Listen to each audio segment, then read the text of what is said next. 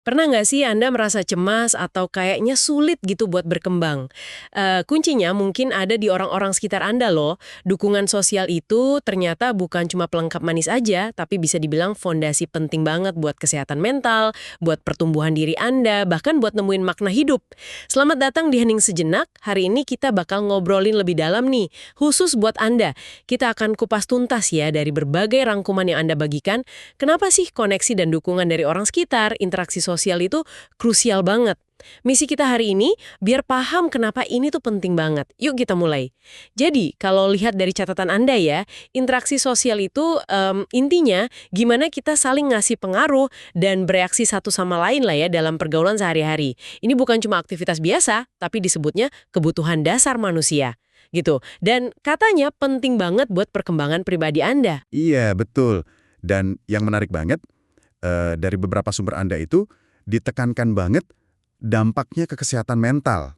Hubungan yang kuat, yang suportif itu ternyata bisa loh bantu nurunin rasa cemas dan gejala depresi. Nggak cuma itu, tapi juga bisa bikin kita lebih pede, lebih bisa empati ke orang lain, kayak semacam, apa ya, bantalan gitu deh, pas kita lagi hadapin stres. Dan ini komponen penting banget dari resiliensi. Tahu kan, kemampuan kita buat bangkit lagi kalau lagi jatuh. Bantalan psikologis, wah bagus tuh istilahnya. Tapi ini bukan cuma soal ngeredam yang jelek-jelek aja kan? Sumber-sumber yang Anda kumpulin juga nyebutin pentingnya rasa nyambung dan diterima. Belonging itu ya. Merasa jadi bagian dari kelompok gitu. Bahkan ada poin menarik nih, soal gimana masukan jujur dari orang yang kita percaya itu bisa kayak cermin, buat bantu kita lebih kenal diri sendiri, self-awareness.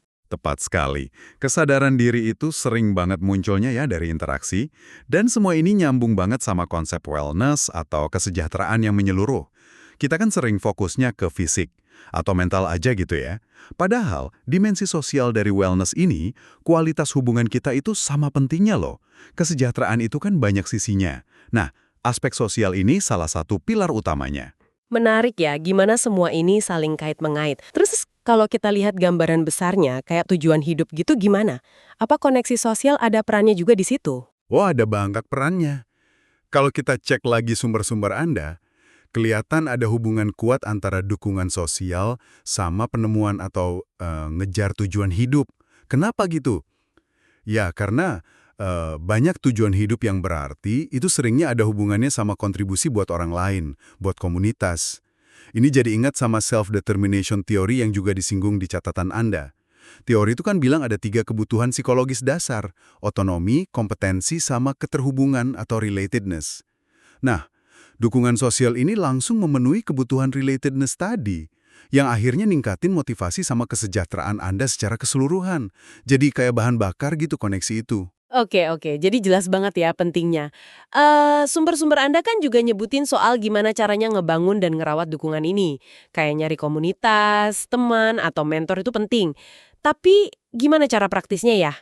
Ada beberapa petunjuk komunikasi efektif nih disebutin. Bisa kita bahas sedikit nggak? Bisa, bisa. Kuncinya emang di komunikasi sih. Ada yang menekankan pentingnya dengerin secara aktif. Maksudnya, benar-benar hadir dan nyoba paham, bukan cuma nunggu giliran ngomong aja. Terus ada juga soal empati. Nyoba lihat dari sudut pandang orang lain, ngerasain apa yang mereka rasain. Nah, kalau buat ngungkapin perasaan kita sendiri gimana? Kayaknya disaranin pakai kalimat, saya merasa gitu ya, biar nggak kedengeran nyalain. Betul banget. Itu teknik komunikasi asertif yang bagus. Jadi, kita bisa sampaikan kebutuhan dan perasaan kita dengan jelas, tapi nggak nyerang orang lain. Sama satu lagi nih, jangan lupa soal batasan yang sehat, healthy boundaries. Itu penting banget. Tahu kapan bilang iya, kapan bilang enggak. Jaga ruang pribadi kita, biar hubungannya tetap seimbang, nggak malah bikin capek gitu. Oke, jadi dengerin, empati, jujur sama perasaan pakai saya merasa, terus pasang batasan sehat.